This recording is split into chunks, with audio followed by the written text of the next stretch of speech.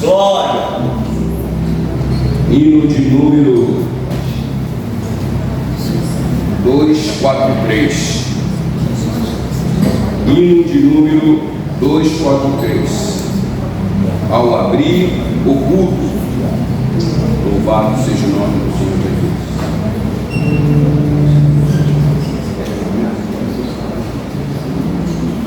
Gostaria que a igreja me ajudasse em nome de Jesus. Nós abrimos este culto em teu nome, ó Jesus Cristo, ó pequeno e abatudos, luz divina, vem dar por isto.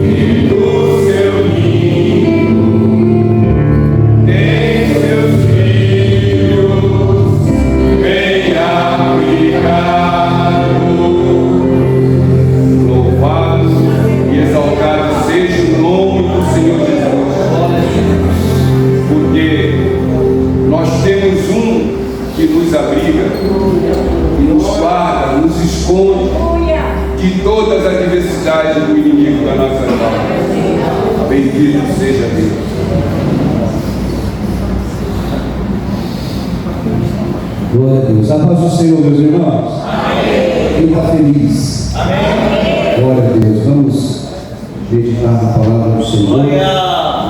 Vamos agradecer a Deus porque nos deu mais um dia de vida. Somos gratos ao Senhor por isso. Eu gostaria de pedir que os irmãos ficassem em pé. Texto que nós vamos ler Apocalipse, capítulo de número 3. Apocalipse, capítulo de número 3, versículo 14.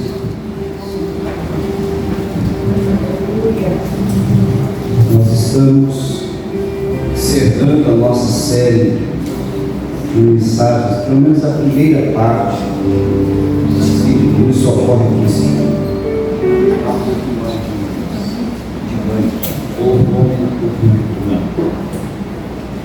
nós estamos encerrando hoje, pelo menos essa primeira parte, mas depois eu falo, vamos ler primeiro, né? Glória a Deus.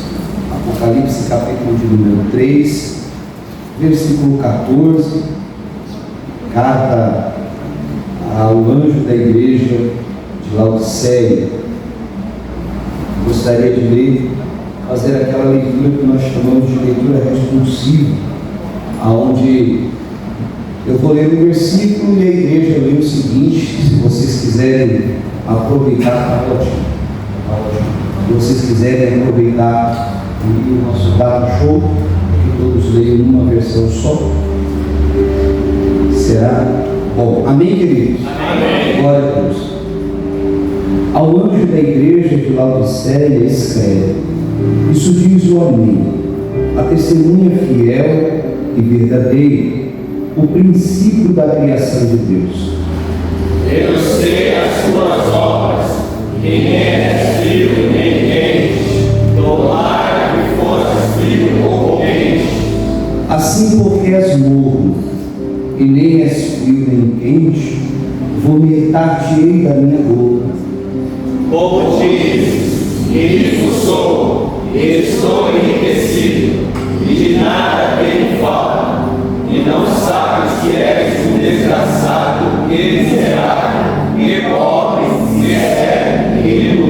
Aconselho-te que de mim compres ouro provado no fogo, para que te enriqueça, e roupas brancas para que te vista, e não apareça a vergonha da tua nudez, e que unjas os teus olhos com colírio para que vejam. Eu repreendo castigo a todos quando amam. Sê, pois, zeloso e arrepende-te. Eis que estou à porta e bato. Se alguém ouvir a minha voz e abrir a porta, entrarei até ele, e com ele cearei, e ele comigo. Ao que vencer, lhe concederei que se assente comigo no meu trono, assim como eu venci e me assentei com meu Pai no seu trono. Todos juntos, o versículo 22, no 3. 1, 2, 3. Quem tem ouvidos, ouça o que o Espírito diz às igrejas. Quem precisa de oração? Oremos ao Senhor Pai, em nome de Jesus. Queremos celebrar mais uma vez essa oportunidade que o Senhor nos dá. E queremos, Senhor Deus, com súplica, pedir a tua misericórdia sobre a nossa vida. O Senhor sabe que quando falamos, não falamos em tom altivo, não falamos, Senhor Deus, nos isentando ou nos separando dos demais. Pelo contrário, falamos incluídos todos juntos, Senhor Deus, como parte desse corpo chamado igreja. Obrigado, Senhor, por nos deixar a tua palavra como fonte de inspiração, de instrução, para que possamos andar no temor. É verdade, Pai. Mais uma vez, oramos por todos aqueles que conseguiram chegar no seu culto, aqueles que aqui ainda irão chegar, nos tragam em paz. Aqueles que não vão poder estar conosco, visita-os agora. Leva da tua bondade, da tua misericórdia. Esteja, Senhor Deus, operando milagres, em nome de Jesus. E todos dizem amém. Amém. Glória a Deus. Tomem assento, em nome de Jesus.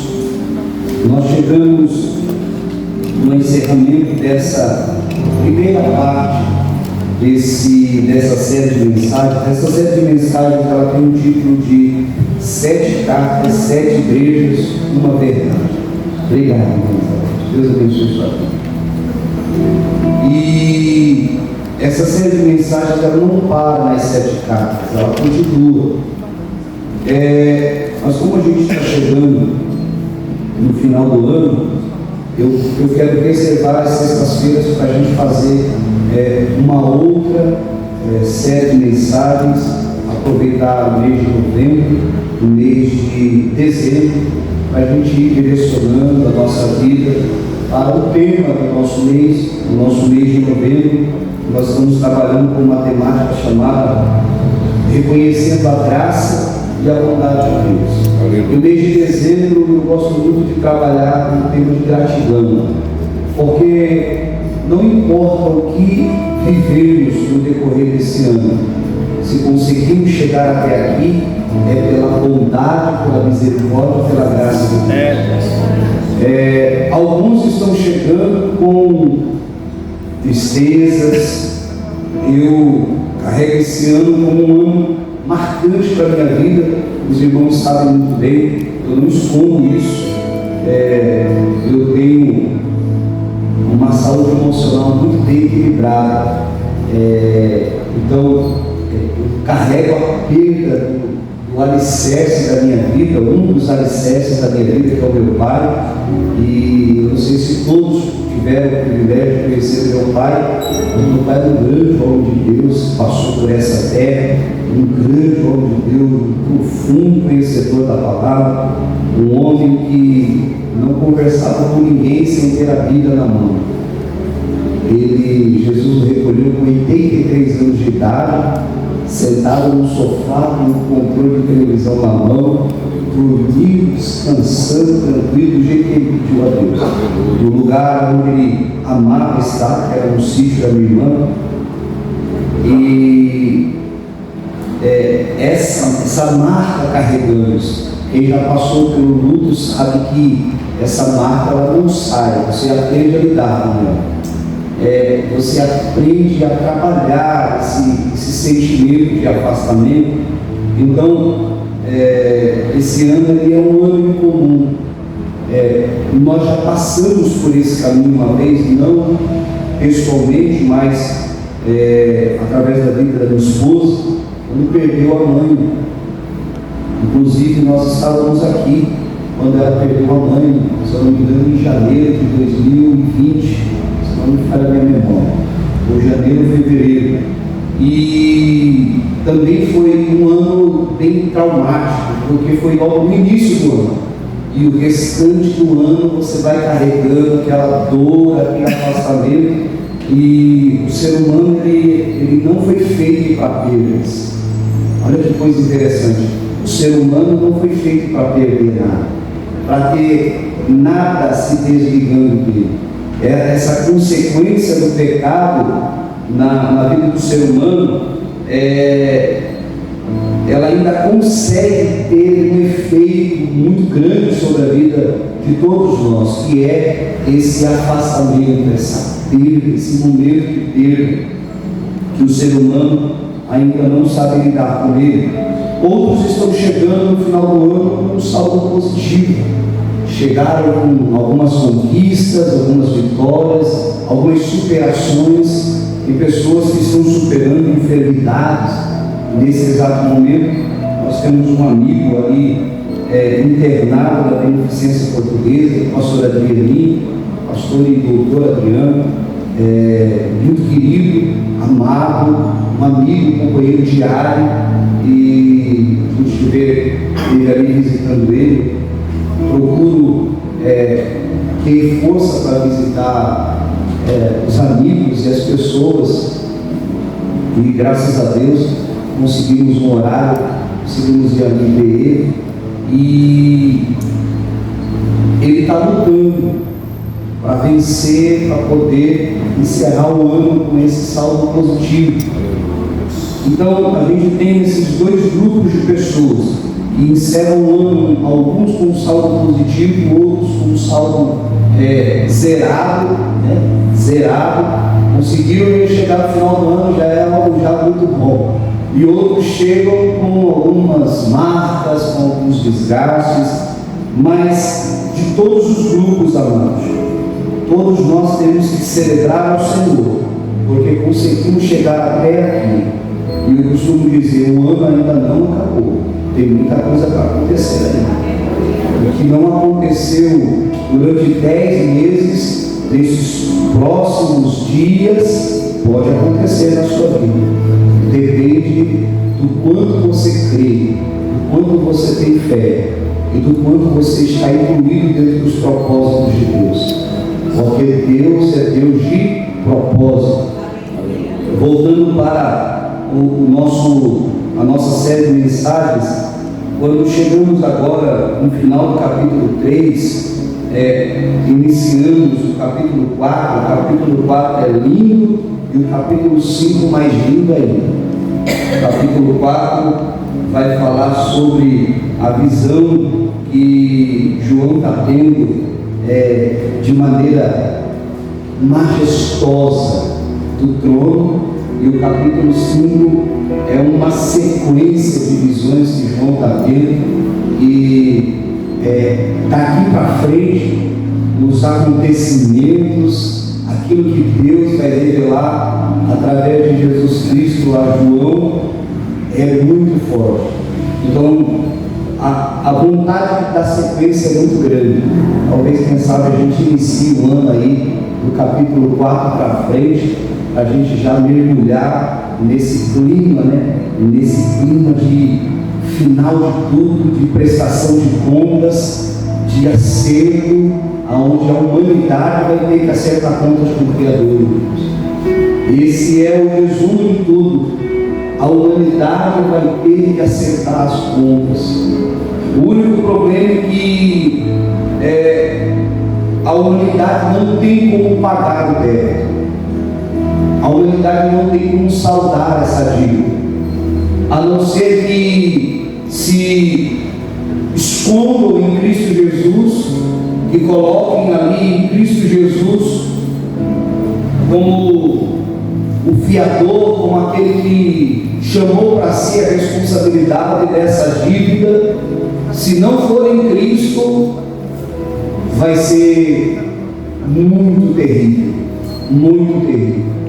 Então, nações podem se articular, governos podem se articular, exércitos podem ameaçar, mas quando Deus começar, meus irmãos, a derramar da sua justiça, porque o nosso Deus é um Deus justo, eu queria que você guardasse isso no seu coração.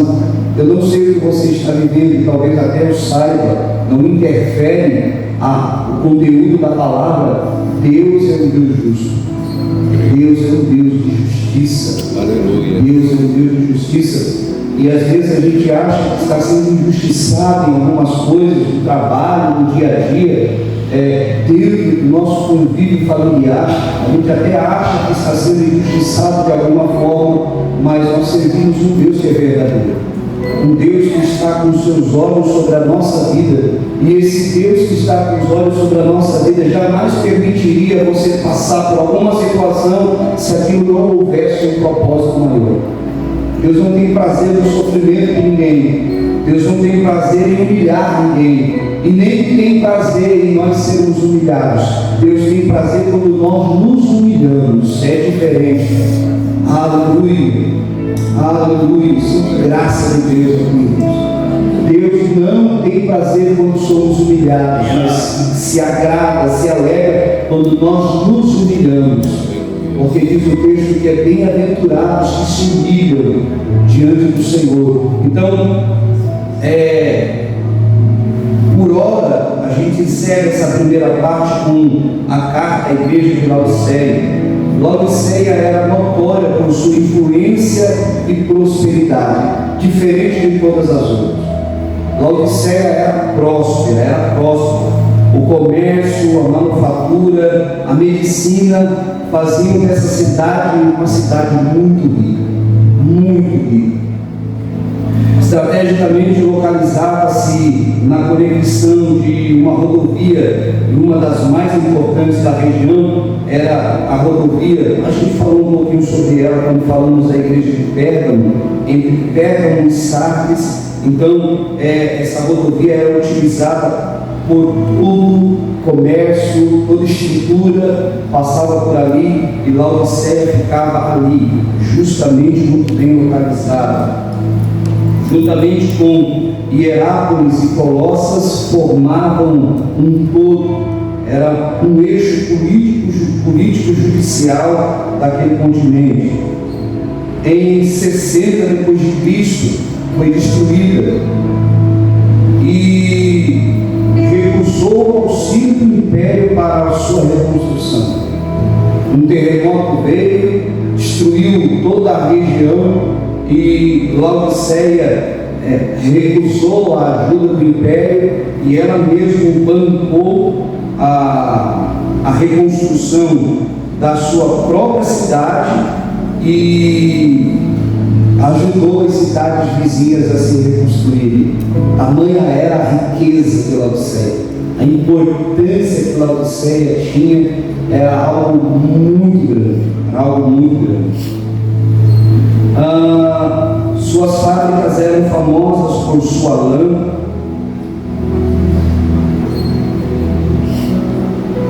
prata sofisticada. Laodiceia era quem ditava a moda da época. Sua escola de medicina era a melhor da região, especializada na oftalmologia. Era uma cidade muito próxima, muito rica, muito bem posicionada. Em falar em posicionada, deixa eu abrir um parênteses aqui para falar algo sobre posição. Dobrei o joelho para orar. Enquanto eu orava, o Espírito Santo de Deus disse assim: assuma a sua posição no mundo espiritual, como igreja. Eu achei isso muito forte, Elizabeth, porque tem igrejas que ainda não se definiram como quem são e aonde estão. Estão posicionadas aonde? Num estado, numa cidade, ou estão posicionadas nas regiões celestiais para guerrear contra aquilo que verdadeiramente é importante para a igreja. Uma igreja não batalha por questões humanas somente. As questões humanas são consequência de uma batalha espiritual, irmãos.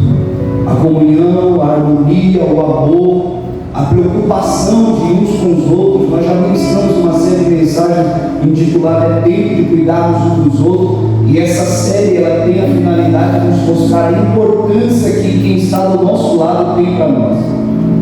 A importância de nos amarmos em Cristo Jesus, independente de opiniões, independente de ideias, independente daquilo que entendem de suas movimentações. Nós precisamos entender que nós temos que nos amar, nós temos que cuidar uns dos outros, se importar uns com os outros. Aqui vai muito mais do que simplesmente frequentar uma igreja. Aqui vai um sentimento de pertencimento. Eu pertenço a essa igreja. Por hora eu ainda estou aqui como pastor, então eu pertenço a essa igreja. Eu tenho esse sentimento e eu quero injetar esse sentimento em cada um de vocês e nos demais, esse sentimento de pertencer a essa igreja. E isso vai expandir a mente, os sentimentos de cada um, fazendo com que a gente se ame. E quanto mais a gente se ama, mais a gente se suporta. Porque somente através do amor é que nós iremos nos suportar, queridos. Se você não tiver amor, se você não cultivar amor, você não suporta pessoas. O amor é quem faz a gente suportar uns aos outros. É o amor que une pessoas ao ponto de elas largarem pai e mãe e começarem a fazer uma vida juntos, e construírem uma família juntos. É o amor, é o vínculo no amor. Porque se você não amar, você não vai suportar os defeitos da pessoa do seu lado. É o amor que faz com que você suporte a impulsividade ou a inércia de pessoas. Porque nem todo mundo tem o mesmo comportamento. Uns que são mais ajeitados, outros são mais tranquilos. Eu ali estou no meio termo. Eu não sei se é a idade, se é o acúmulo de informação na mente, Alex, mas eu acho que eu já estou mais no meio termo. Nem estou muito acelerado demais, mas também não estou parado. Eu acho que eu estou caminhando de fé em fé, com calma, esperando Deus dizer assim, esperando Deus sinalizar.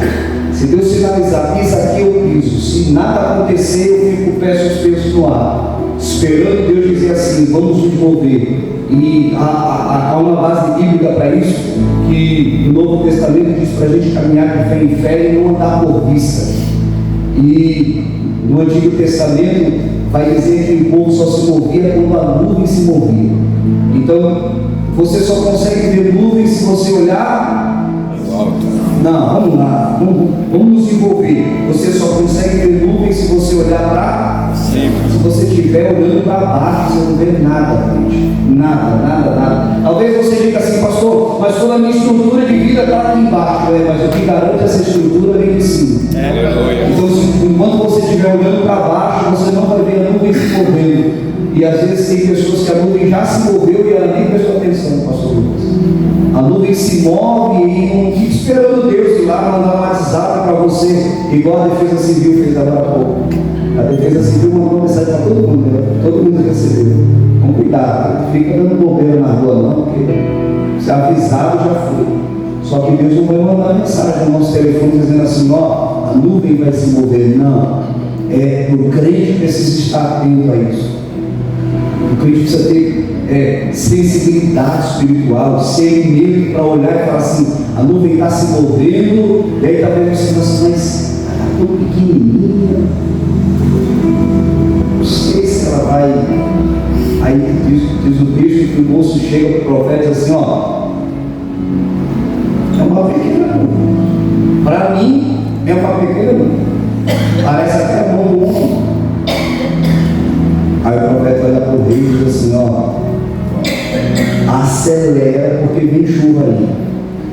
Eu não sei você, mas eu vejo a conversa, eu vejo aquele moço olhando a conversa, porque foi ele que ficou lá, se eu não me engano foram 7 vezes que ele subiu no monte para ver alguma coisa. Toda hora o profeta dizia para ele assim, sobe de novo.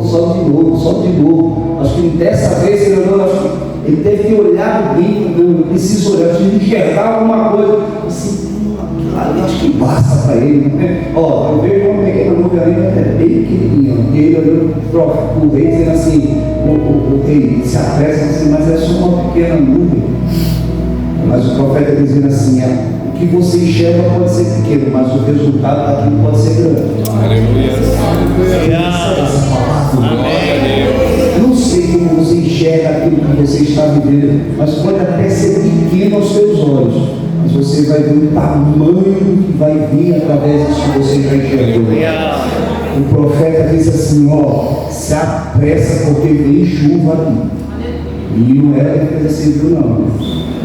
Queridos, uma síntese profética com algumas igrejas que eu achei muito interessante. Éfeso perdeu o amor, apagou sua luz.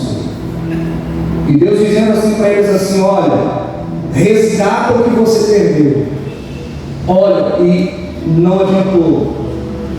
Sardes tinha nome, mas morreu. Não adiantou.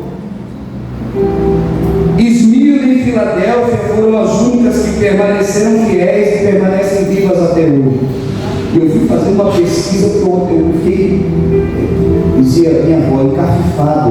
Eu fiquei com isso na minha cabeça. Eu falei assim, será que ainda existe alguma igreja dessas igrejas da antiga Ásia ali, de alguma coisa?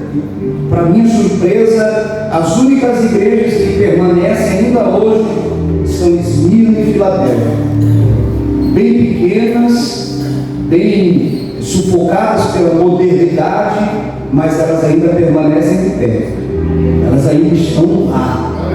Eu acredito que quando Jesus vier arrebatar a igreja, elas continuarão ali como testemunho de cumprimento de promessa, de propósito de Deus. Os crentes ali serão arrebatados, mas a estrutura da igreja vai ficar ali como uma verdade, porque as demais, todas elas se foram. Todas elas, algumas das cidades ainda existem, mas não existe mais cristianismo. Algumas o islamismo tomou conta, outras se apagaram de vez, e isso é algo marcante, porque quando Deus fala, queridos, parece que é algo aleatório, mas é algo verdadeiro. As igrejas que amarem, existirem, permanecerem fiéis, que amaram, né? São justamente as que ainda respiram até hoje, mesmo cercadas por um mundo hostil. Já as que se acomodaram ou se misturaram, tornaram-se em ruínas. E o eco profético do que Jesus Cristo advertiu ainda está ecoando hoje. Portanto, é preciso a gente ter uma clareza de entendimento muito grande. Eu prefiro 1000 vezes falar de uma maneira mais tranquila e calma. Por isso que eu amo o culto de ensino. Por mais que às vezes a gente ali fique um pouco empolgado com o sermão e a gente fale um pouco mais energicamente. Claro que isso não é do homem, é algo que vem do céu, é algo que vem de Deus, mas eu preciso ter muita calma e cautela para falar, e falar de Laodiceia precisa ser muito bem explicado. Olha que coisa interessante. Colossenses capítulo 4, versículo 16. Vamos olhar para isso. Vamos olhar para isso, porque tem uma palavra ali, e essa palavra ela reflete muito bem aquilo que nós vamos colocar como verdade. Colossenses capítulo de número 4, versículo 16. Olha só que coisa interessante. E quando esta epístola tiver sido lida entre vós, fazei que também seja lida na igreja dos Laodicenses. Olha só, quando essa epístola tiver sido lida entre vós, fazei que também seja lida na igreja dos Laodicenses. Paulo, sentindo a iminência, amados, de um estado de calamidade espiritual em Laodiceia, pede para que a carta aos Colossenses seja lida também entre ela. Nós não temos evidências de que isso aconteceu, mas só de ter esse indício de cuidado do apóstolo Paulo para que essa carta de Colossenses também fosse lida na igreja de Laodiceia, dá para a gente sentir a iminência do estado de mudança, de cuidado que Paulo tinha para mandar que essa carta também fosse lida lá. Colossenses contém instruções doutrinárias sobre a divindade de Cristo, a falsa filosofia. Também tem instruções sobre as práticas relacionadas com a conduta cristã. Paulo tem o cuidado de escrever uma carta para a igreja de Colossos e pede para que esta mesma carta seja enviada aos irmãos em Laodiceia, para que também recebam a mesma instrução. Por quê? Porque Paulo estava preocupado com a conduta e com a direção que essa igreja estava indo.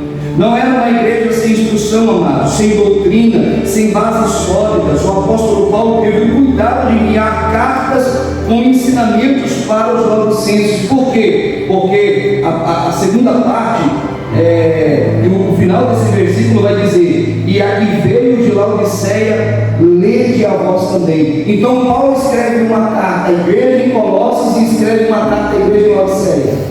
E ele pede para que as cartas sejam ali trocadas entre as igrejas, para que as igrejas sejam instruídas. Então a gente entende aqui que Laodiceia não era uma igreja sem instrução, não era uma igreja sem verdade, não era uma igreja que nunca tinha ouvido uma instrução verdadeira, um ensinamento bíblico verdadeiro. Então uma coisa a gente precisa deixar muito bem claro aqui, amados, para nós que aqui estamos. É para nós que aqui estamos. Nós não temos como justificar alguma coisa diante de Deus e dizer para Ele: eu nunca ouvi, eu não sei. Por quê? Porque nós ouvimos uma pregação, e glória a Deus que não é só comigo, os pastores que aqui passaram, graças a Deus, foram homens de Deus preocupados com a doutrina verdadeira do Evangelho. E a doutrina verdadeira do Evangelho não é colocar outra instrução dentro do coração da igreja, é alicerçar a igreja numa rocha verdadeira que vai instruir e vai firmar a igreja. Porque, amados, eu vejo alguns lugares por aí, algumas denominadas ou pseudo-igrejas tentando motivar os seus membros, tentando cativar os seus membros com uma série de artifícios, mas são igrejas vazias de um conteúdo bíblico verdadeiro. E se nós não tivermos um alicerce verdadeiro, a hora que o vento soprar, meus irmãos, a hora que as águas baterem contra o alicerce dessa casa, ela não entra, ela vai ruir. Por quê? Porque não tem uma base sólida. Então Paulo teve o cuidado de instruir a igreja. Nós usufruímos, queridos, desse cuidado do apóstolo Paulo com essas igrejas até o dia de hoje. Quando você lê Romanos, quando você lê a carta aos Coríntios, que bela carta é a primeira e a segunda carta de Paulo aos Coríntios. Como é linda a carta aos Filipenses, uma carta onde Paulo está demonstrando todo o seu amor e carinho pelaquela igreja, uma igreja que cuidou dele aonde ele foi, era uma igreja que cuidava dele. Eu não estou dizendo para você que você tem que cuidar de mim, mas eu estou dizendo que uma igreja que entende a necessidade, ela cuida dos seus, e não só do pastor, mas ela cuida dela mesmo. Uma igreja saudável, amados, ela cuida dela mesma, ela se sensibiliza com ela mesma, ela percebe ela mesma. Uma igreja que ela é cheia só de vanglória, só de coisas inúteis, ela não se preocupa com ela mesma. Então ela não sente dor, por quê? Porque para mim tanto faz, o que você vive é um problema seu, não. A Bíblia vai dizer que um corpo verdadeiro, se um dedinho do pé sente dor, todo o corpo sente dor. Ou então tem alguma parte do corpo que não está ligada. E se uma parte do corpo não está ligada ao corpo, irmãos, tem alguma coisa errada. E nós precisamos ter essa sensibilidade. Então a igreja em Laodiceia não tinha desculpas diante de Deus. Não tinha como ela dizer, não, mas nós não sabíamos, nós não entendemos isso, não conseguimos. Não, tinha instrução. Agora, quem vai falar com essa igreja? E aqui eu acho lindo a maneira como Jesus se apresenta para a igreja de Laodiceia. Ele vai dizer assim, o amém, eu sou o amém. O amém significa assim seja, mas vai muito mais além. Amém implica incerteza, veracidade, sinceridade. Esta igreja precisa entender que Jesus é a verdade e todas as outras verdades são avaliadas por Ele.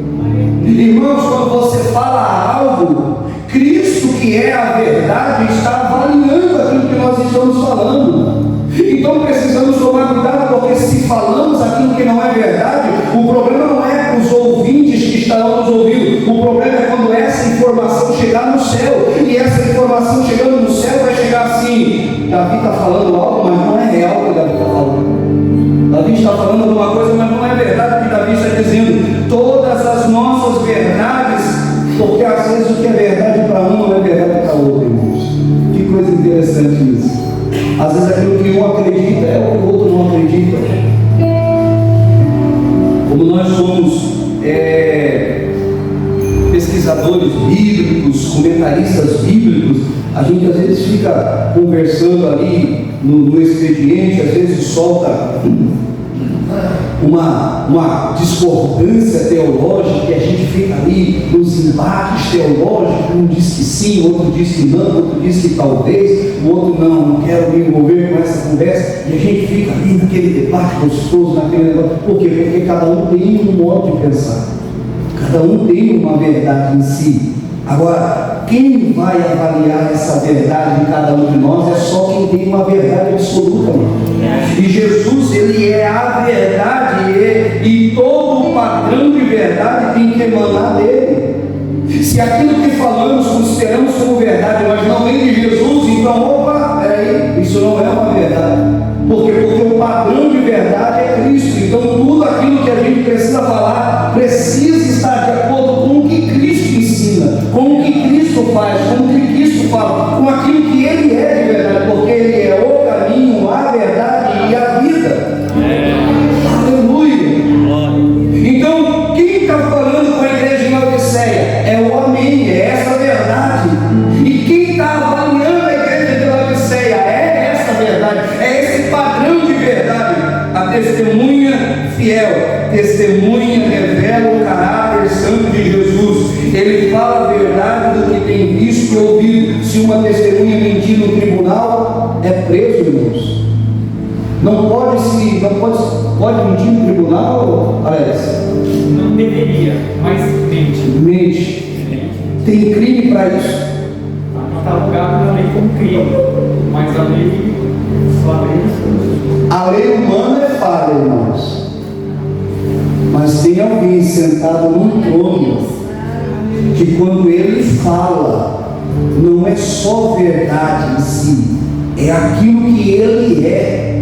E quando ele dá testemunho de alguém, irmãos, ele está dando testemunho de algo que é verdadeiro. Então, a testemunha fiel, quando ele fala testemunha fiel e verdadeira, ele está revelando o caráter dele. Ele é verdadeiro, ele é real. Jesus sempre dirá a verdade, e nada há mais do que a verdade como testemunha sobre a nossa vida. Então Jesus é essa testemunha fiel. Fidelidade tem a ver com compromisso de não trair, de não se deixar corromper, de não se deixar levar por lisonjas. Não adianta a gente ficar: Jesus é lindo, Jesus eu te amo, Jesus é isso, Jesus é aquilo, porque ele não se comove com lisonjas, amados. A base do trono de Deus, eu sempre, quando entro dentro desse tópico, dessa temática, falo sobre isso. A base do trono de Deus não é emoção. Eu me emociono quando alguém diz assim: poxa, pastor, como o senhor é um pastor maravilhoso, como o senhor é amoroso, como o senhor é legal, como o senhor é bacana. Eu me sinto bem e me comovo com isso. Isso mexe com as minhas emoções, com os meus sentimentos. Mas não adianta a gente dizer para Deus: Senhor é lindo, oh Deus, aquilo não. Paz do trono de Deus é justiça e retidão. O que você está falando não condiz com aquilo que você sente. Então não adianta me vir com lisonjas, não adianta você vir com palavras lisonjeiras, porque isso não distorce a verdade de Deus. Palavras bonitas não corrompem a fidelidade de Deus, que é a testemunha fiel e verdadeira. Tem a ver com não se deixar enganar pela mentira, não distorcer a verdade para beneficiar-se a si mesmo ou em benefício próprio. Tem a ver com não aceitar a falsidade. A testemunha fiel e verdadeira não adianta, irmãos. A falsidade engana nós, seres humanos, mas a testemunha fiel, aquele que se assenta em um alto sublime trono, irmãos, não dá para a gente ser falso com Deus. Com Deus tem que ser verdadeiro. Não dá para a gente agir com base naquilo que a gente pensa, com as nossas ilusões, a nossa mente, com as nossas projeções. Lembra de Pedro? Pedro está saindo com Jesus para ir ao jardim do Getsêmani, e Jesus vai dizer assim: essa noite vocês vão se escandalizar, vocês vão aí sofrer um grande impacto, porque eu serei entregue na mão dos pecadores e vão me matar. Mas fiquem tranquilos, ao terceiro dia eu vou ressuscitar e vou adiante de volta para a Judéia, Galileia, lembra o texto dele. Interessante é que, de tudo que Jesus falou, a única coisa que incomodou eles foi o fato de Jesus dizer que ia padecer, que eles iriam se escandalizar. Pedro levanta e diz assim: não, peraí, Senhor, pode todos vocês se escandalizar, eu não. Cuidado quando você bater no peito, cuidado, porque você está sendo avaliado por uma testemunha fiel e verdadeira. E quando Pedro bate no peito e diz assim: eu não vou, pode todo mundo aí, eu não. Jesus vai pegar assim: você, antes tu vai cantar 3 vezes, você me nega, filho, calma aí, vamos devagar aí. Pedro até tenta demonstrar cortando a orelha, que não foi para cortar a orelha, né? Mas errou, cortou a orelha. Jesus olha e diz assim: rapaz, eu não estou aqui à toa, não, vou espada da ladainha. Poderia pedir a Deus e Deus me daria 12 legiões de anjos. Há um propósito aqui, irmãos. Nunca olhe para sair do propósito de Deus. Não, mas está doendo, pastor, está difícil, eu não suporto mais. Permaneça dentro do propósito de Deus, porque Jesus podia muito bem pedir para Deus: Senhor, manda 12 anjos aqui para me acabar com tudo, mas ele continuou dentro do propósito de Deus, fazendo a vontade de Deus, obedecendo em tudo, mesmo sofrendo e indo para a cruz, porque escolhido é quem vai para a cruz. Só vai para a cruz quem é escolhido, irmãos. Só sofre, só padece, só tem batalhas emocionais, batalhas dentro da mente quem é escolhido. Quem Deus olha e diz assim: é você que eu quero. Então enfrentamos algumas batalhas que até a gente julga, amiga, que não, mas eu não mereço isso, está certo, você não merece, mas Deus escolheu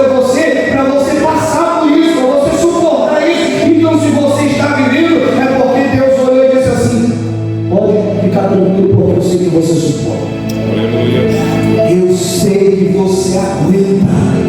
E você dizer assim: Senhor, eu não aguento mais. E Deus do céu, ladrão do céu, dizendo para você: eu sei que você aguenta. Vamos continuar caminhando. Levanta a cabeça, vamos seguir adiante. Mas eu não estou enxergando nada, não tem problema. Ande pela fé, não ande pelo que você enxerga.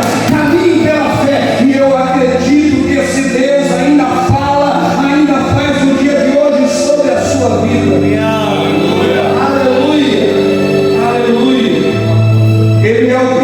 Da criação de Deus.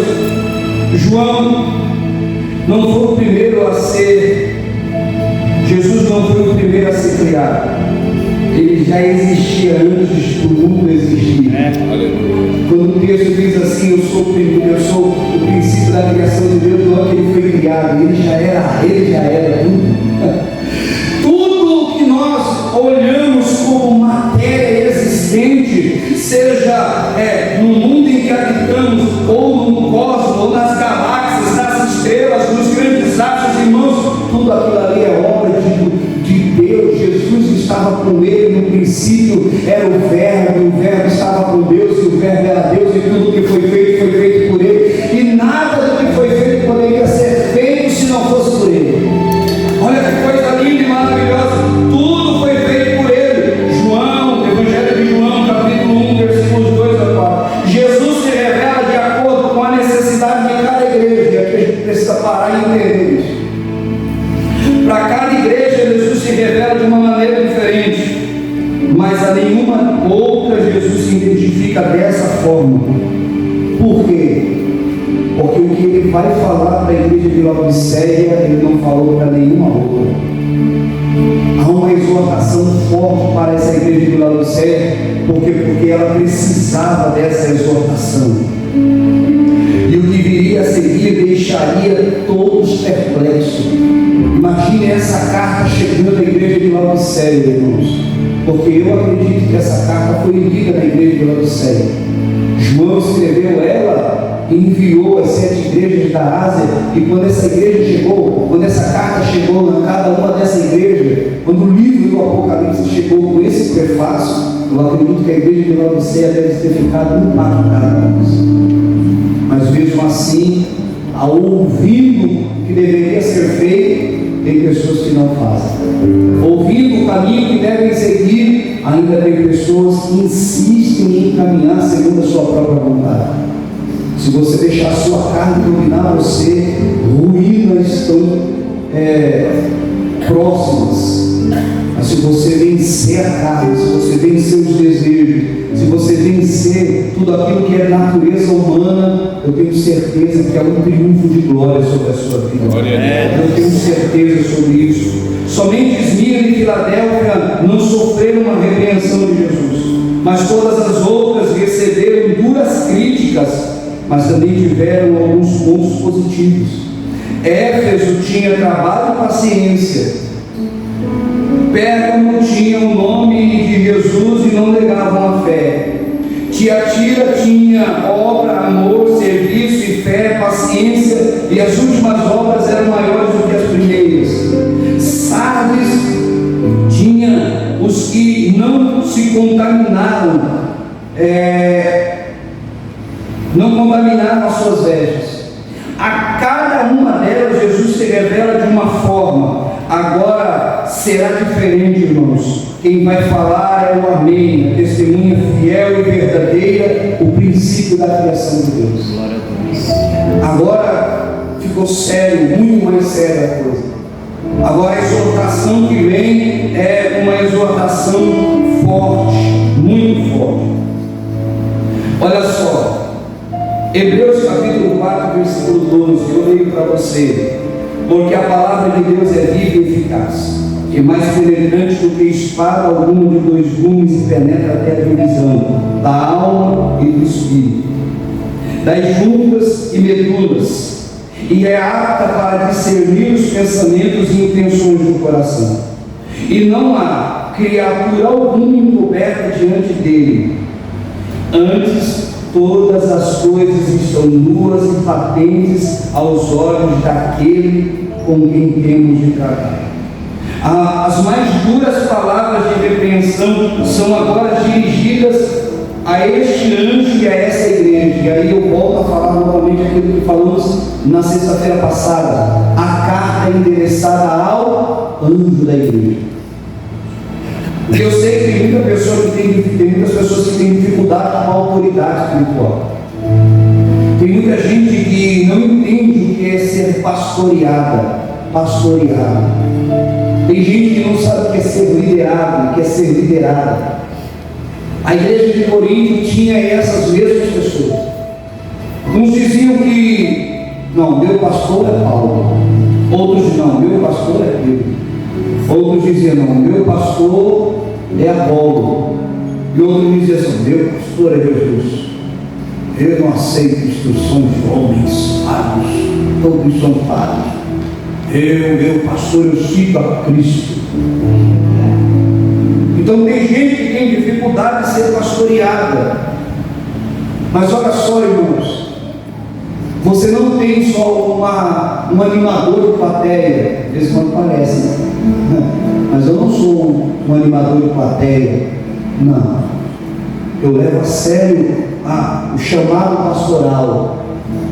E quando a gente resolve atender pessoas, a gente gasta tempo, a gente se doa mesmo para conversar, para ouvir, para ter uma palavra. Quando a gente traz uma palavra no culto da igreja, a gente se dedica em oração, a gente se dedica meditando na palavra, pesquisa ali, pesquisa aqui, ora ali, vai ali, não entende, levanta, sai aborrecido, vai dar uma volta, toma um café, briga com Deus, conversa de novo, volta para a palavra, volta a escrever e não aceita aquilo que está sendo falado. Isso é quando Deus resolve visitar o anjo da igreja para tratar com ele. E aqui Jesus está dizendo assim: eu vou tratar com o anjo da igreja e consequentemente eu trato com a igreja também. Há um vínculo entre pastor e igreja, há um vínculo entre igreja e pastor, há um vínculo. Do altar para lá não dá para ter máscara, e do altar para cá não dá para ter máscara. Precisamos ser verdadeiros e sinceros uns com os outros. Se você quer realmente viver uma vida cristã, você precisa ter uma autoridade espiritual sobre a sua vida. Não é que a autoridade espiritual sobre a sua vida é muito maior ou tem mais acesso, não é isso. É porque nós precisamos de alguém que nos cubra espiritualmente, porque nem todo tempo a gente está ali, nem todo tempo nós estamos envolvidos, então precisa dessa cobertura espiritual. Crente que não anda debaixo de cobertura espiritual, qualquer coisa que cair, cai na cabeça dele. Qualquer coisa que jogar pode atingir, pode machucar. Mas crente que anda debaixo de cobertura espiritual, quando alguém joga alguma coisa, quando o inimigo lança uma seta, ele sabe para onde ele tem que correr. Ele sabe quem ele pode chamar na madrugada, ele sabe quem ele pode chamar de manhã. Pastor, o senhor pode fazer uma oração por mim? Pastor, o senhor pode me atender? O senhor pode vir na minha casa? O senhor pode fazer isso? O senhor pode fazer aquilo? Aí é o dever do pastor, não a minha pessoa, mas a pessoa do pastor, a pessoa dos obreiros voltar por quê? Porque obreiros têm quase a mesma obrigação que o pastor da igreja. Devem orar, devem ler, devem se dedicar à meditação da palavra, porque quando assumirem o culto da igreja para falar, não falem besteira. Não fale aquilo que é da sua própria mente, não fale aquilo que estão sentindo, mas fale aquilo que Deus tem para a igreja. E às vezes alguém pode dizer assim: mas eu nunca tenho oportunidade. Mas e na hora que você tiver oportunidade? Pelo teu muito amor com que o Senhor nos amou, o Senhor foi até as escuridões, os abismos e nos resgatou da nossa vã maneira de viver e nos deu uma oportunidade de vida eterna. E queremos celebrar esta noite, queremos glorificar o teu nome por tudo que o Senhor é, por tudo que o Senhor tem feito na nossa vida. Que esta palavra viva e verdadeira, eficaz, mais penetrante do que espada alguma de 2 fios, permaneça dentro do nosso interior, fazendo a sua obra perfeita, porque a tua palavra não volta vazia. Nós nos entregamos nas tuas mãos, queremos permanecer dentro dos teus propósitos. Faz o que o Senhor quiser fazer, faz o que o Senhor quiser fazer. Tão somente, amado da nossa alma, nos guarda.